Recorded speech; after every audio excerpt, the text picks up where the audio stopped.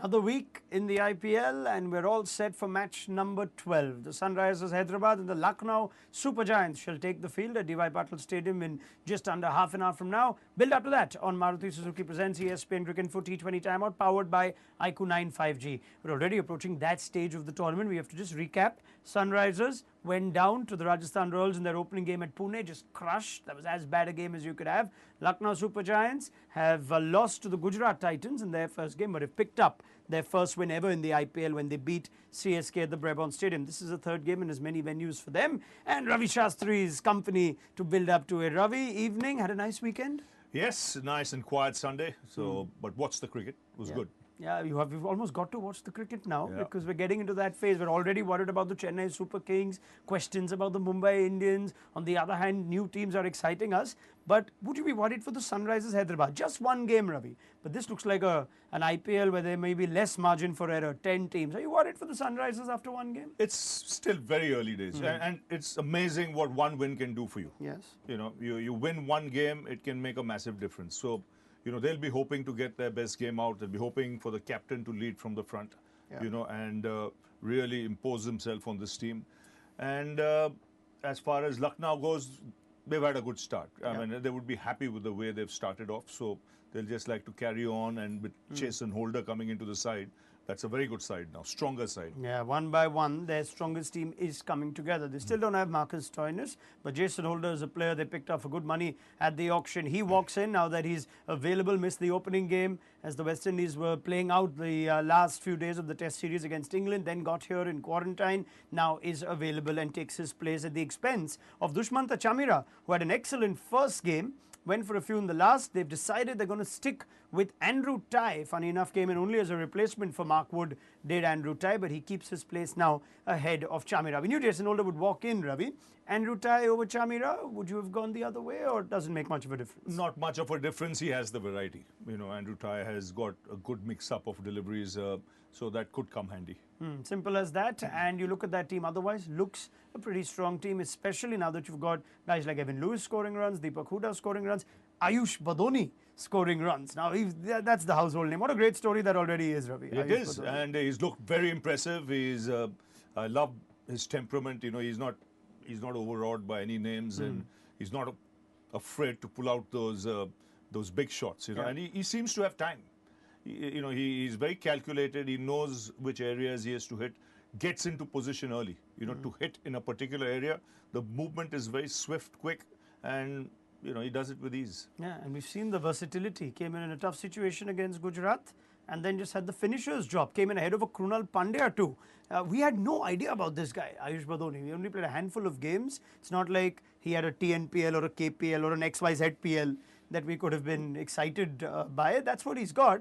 But he seems to have the game for both things. He's outranking a Krunal Pandya in a tough situation. Is this now the result of what, 7, 8, 10 years of IPL cricket, that we'll see a generation of kids who can bat this versatile? They start early. You know, see, when you look at generations, you know, good you mentioned that, because my generation would start off focusing on Test match cricket, red ball cricket.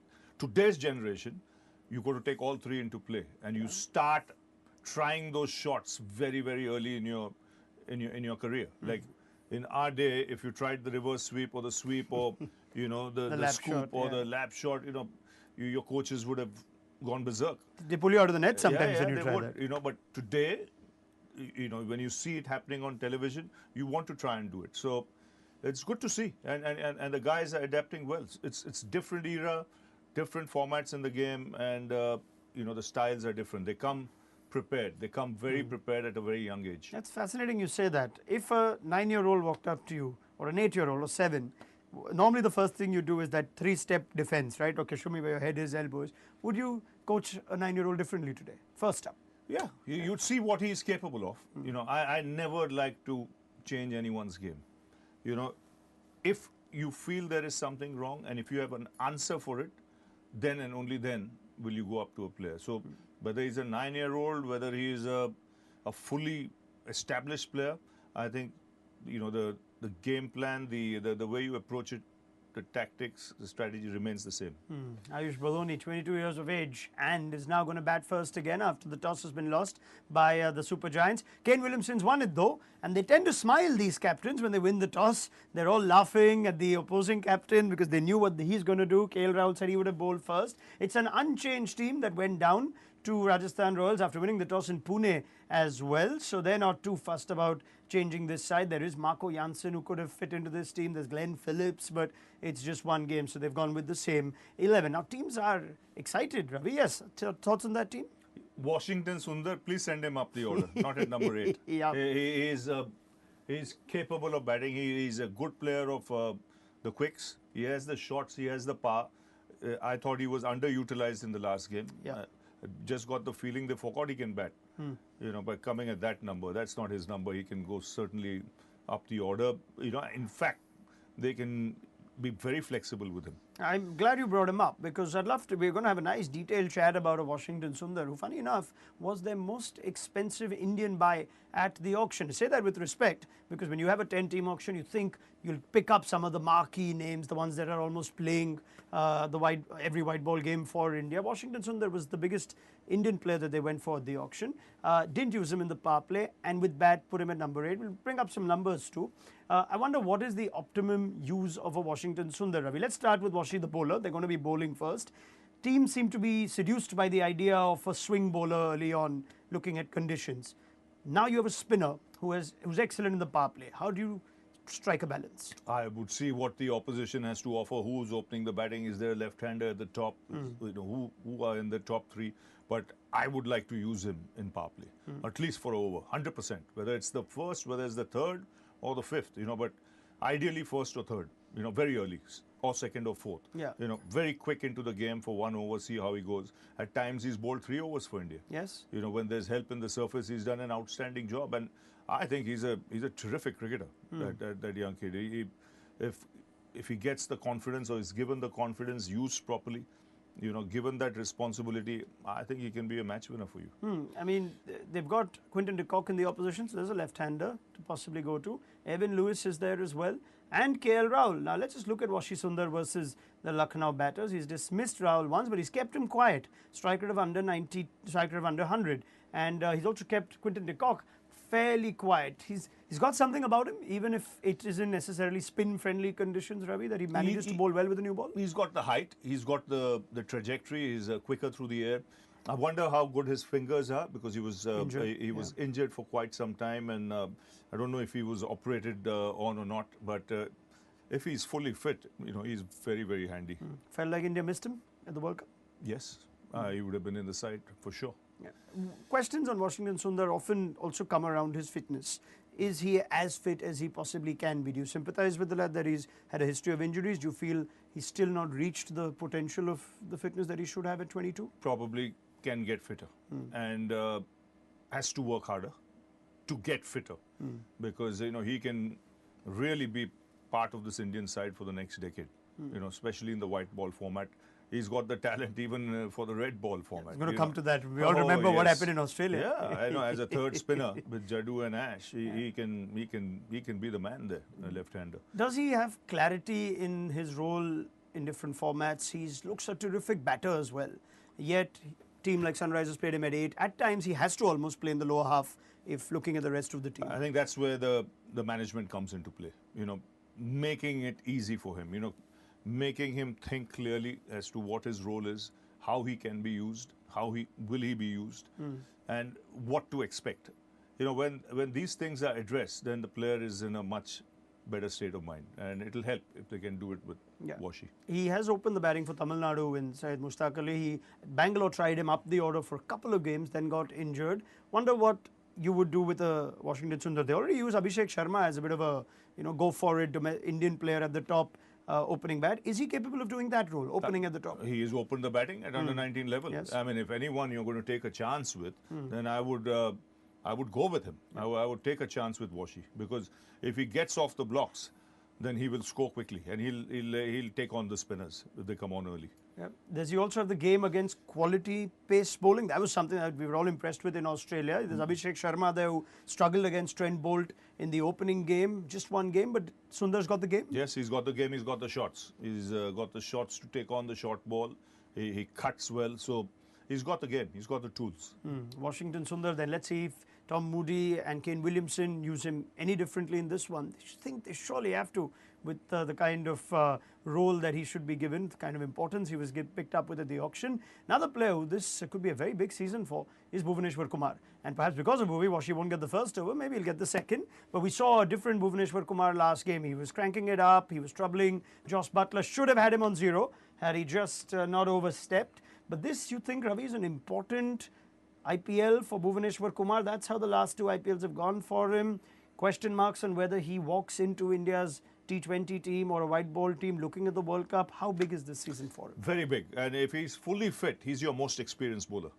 You know, he's got the experience to play in that World Cup, and more importantly today, do the job for Sunrisers, because like you mentioned, he bowled well in the last game. Yeah. You know, there was a spring in his stride. You know, the pace had gone up a bit. There was swing there as well. He didn't have all the luck in the world, but if he can again crank it up today and bowl well with the new ball, you know, that will be great from Sunrisers' point of view. Is there almost a pre-requirement from Bhuvi that he has to bowl at that 135 plus or plus sort of bracket? The minute he goes 5-6 clicks lower, there seems to be the impression that the impact is significantly less. Oh, definitely, definitely. When I was with the team and he was at his best, he was pushing 140. You know, so with the control, the skill that he has, you know, the ability to move the ball both ways, and if you can do it at that pace, then you're a handful.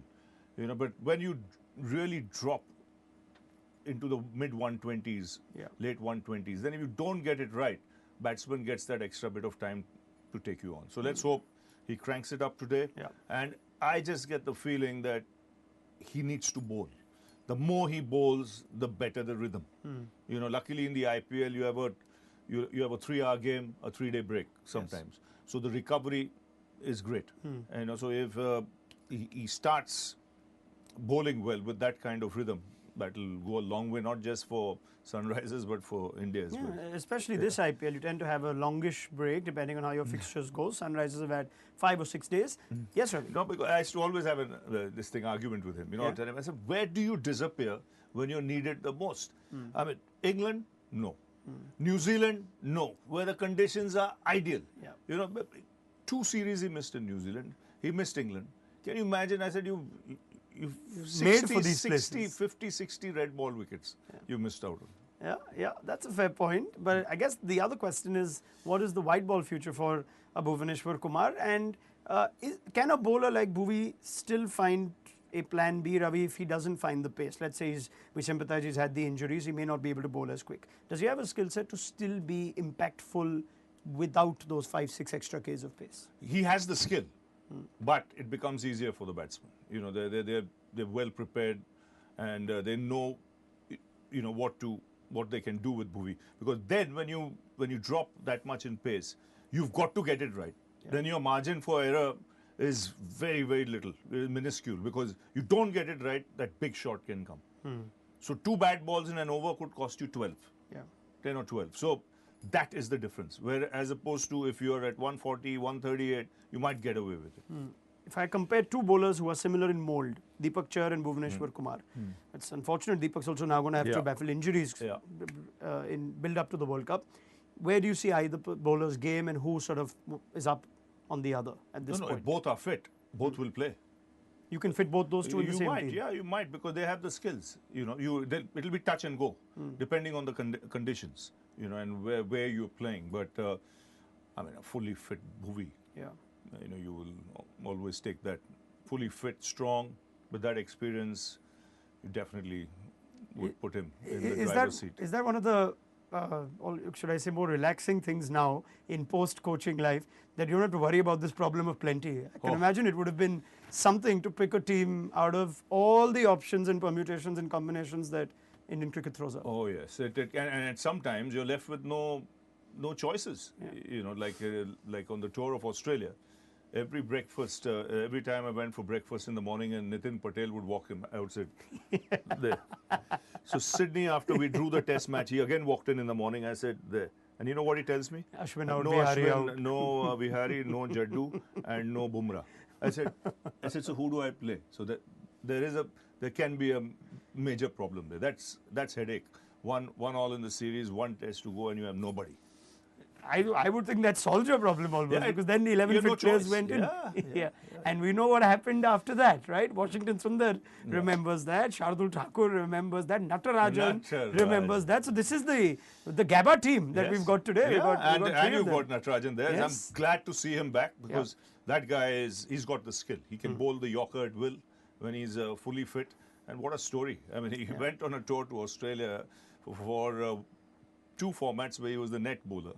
Ends up playing all formats of the game. Yeah, I mean, these are the stories that tend to be associated with the Sunrisers. Umran Malik's just jumped a few steps and become a retained player from being a net bowler last season. Natarajan, of course, a lot is dependent on him. Has the advantage also of the left armour. India still looking for a left armour who can claim a place in the white ball side? Absolutely. Always handy. Always handy. And, that's great variation if you can have one who's bowling well. I think you will be looking for one. If it push comes to shove between a left-hander and a right-hander, you will go for a left-hander, definitely, if he is fully fit. In your experience, Ravi, you're working with these fast bowlers, Bhuvi, Natarajan, a lot of the others, when they come back from injury, is the Yorker the first ball that they lose confidence with? They don't bowl it as often, or they don't land it as right as they used to earlier? It's a difficult delivery to bowl. It takes a lot out of you. So when you come back from injury, obviously it's at the back of your head. Yes. How quickly you get rid of that is good. So I honestly believe that there has to be some cricket, some cricket at another level before you come and play the international level. Sure. So whether it's domestic cricket, go there, try it, see how that player is, rather than coming back straight into domestic. It's easier for a batsman, but much more difficult for a bowler. And you think the IPL is good for that too? Just get Natarajan to bowl, try and land his Yorkers again, or Bhuvaneshwar Kumar to be the death bowler he once was. I think that's the other thing that India seemed to have missed out on. One, if there's no swing, sometimes you wonder if Bhuvi is effective, but he was also a damn good death bowler. Of course, and so that's why that pace comes in. Because it's there at the depth that you can prove to be costly. If your pace drops and you don't get it right, those are the overs that can go for 15, 20, when you're not hot and when you've dropped pace a little bit. All right, fascinating conversation with Ravi Shastri as we build up to Sunrisers against Lucknow. You spent quite a lot of time on some of the key Sunrisers players, Washi Sundar, there's Natarajan, there's Bhuvaneshwar Kumar. Let's spend some time on the Lucknow players as well. Now, Jason Holder walks into this team, a former Sunrisers man, and perhaps has the Sunrisers to thank for this kind of extended reputation that he's had. He's always been a terrific test cricketer across formats, the #1 rank all-rounder at one point. That's his bowling record in the IPL since 2020. He's been around for a while, Ravi. KKR had him as a backup to Russell and didn't quite find room for him in the 11. Something seems to have changed in Jason Holder, the T20 player. He sometimes even didn't walk into the West Indies 11. That's changed too.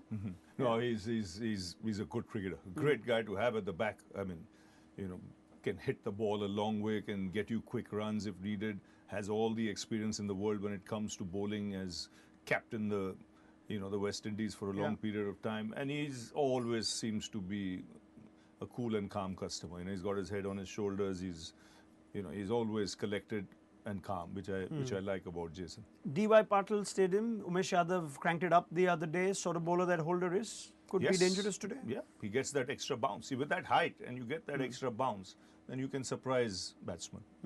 Evan Lewis is another counterpart of the West Indies that features in this team for Jason Holder. And now Lewis is putting in the sort of conundrum for selection that Punjab had to face the other day. He's won them a game now against CSK, has Evan Lewis, who till 2020 was quiet. He used to always make that West Indies team at the top of the order alongside Chris Gayle. Things seem to have gone either way for him since, and since 2021 that strike rate is up to 173. He's not had as much opportunity. There is a Marcus Stoinis still waiting in the wings. There's Quinton de Kock at the top of the order. Evan Lewis, does he stay on if his form stays hot? If his form is good, of course. He's explosive, really explosive at the top, plus being the left-hander. He won them that game, so his confidence will be really good. and he'd like to carry on. You know, what you want from these players who are explosive and match winners, you know, consistency. You know, where you expect, you say, okay, we picked him. If he can win us 2 games out of this thing on his own, he's won 1. You know, if he can do another one, then he stays in the side. You heard that from Chris Lynn earlier as well, that the overseas players, if they get you 2 games, you're quite happy with them. That's 8 wins or so, and that should very well help you for the playoff spot. Let's also spend a little time on KL Rahul, shall we? Batting first. This is where the debate becomes interesting, because he's got the numbers while chasing. He knows the target. Now he's going to bat first, and this throws up the KL Rahul intent and approach debate, Ravi. From what you've seen in this tournament so far and what you know of KL Rahul, what's the ideal tempo for him to adopt at the top of the order? He's a class player. I've always felt, you know, if he gets going, he really, you know, he gets runs quickly. And what you don't want is for him to change his tempo. You know, if he gets into his stride, first 3-4 overs, starts getting boundaries, he should carry on. Because, you know, he's, like I said, he's pure class. He makes batting look easy. He's very fluent. He's, you know, good for the eye to watch when you see a player like him batting everything correct, plays cricketing shots, and yet has the power to smash the spinners a long way. So he's got a good all-round game, but what you don't want is that tempo to change at times. Sometimes you see him off to 35, 40 in a hurry, and then there's the drop, you know, where the run rate drops, the strike rate drops. That's where he's got to keep upping the ante. Do these batters still think they have to bat a period of time? And does that need to change from, you know, not worry about whether you're batting till over number 14, 15? We saw what Liam Livingstone did yesterday. It seems to be the completely different approach. That even if I'm going to face 30 balls, even if it's in the first 10, I'm going to get 100 for the team. Exactly. You know, if you are in such good form, why change the tempo? You know, because in your mind, if you're saying you're going to bat 15, 16 overs, you might get the same number of runs by the 12th over or 13th over. You might have 3 overs to get more runs for the side.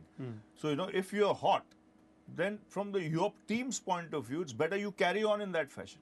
Like we saw with Shubman Gill the other night. Yes. So, you know, he didn't change his tempo. He just, wickets were falling, but he kept going.